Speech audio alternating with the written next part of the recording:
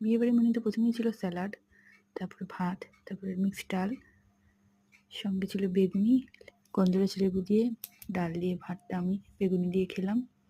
এরপর পড়লো কাতলা কালিয়া, ভীষণ টেস্টি ছিল, ফ্রেশ ছিল মাছটা, খুবই খেতে ভালো হয়েছিল সেদিন। এরপর ছিল চিংড়ি মাছের মালাইকারি, সেটা তো অসাধারণ হয়েছিল খেতে।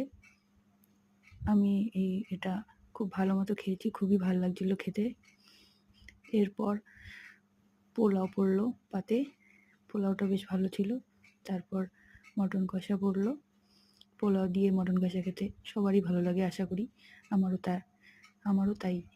এরপর দেখো আমি আবার একটু মাটন চেয়ে নিলাম এবং সঙ্গে আমার একটু মেটেও পড়েছিল, ভীষণ ভালো লাগে খেতে। এরপর পড়ে গেলো চাটনি, গোলাপ জামুন, সন্দেশ এবং আইসক্রিম। আইসক্রিমটা আমি হট গোলাপ জামুন দিয়ে খেতে খুব ভালোবাসি। আপনারা কে কে ভালোবাসেন অবশ্যই জানাবেন।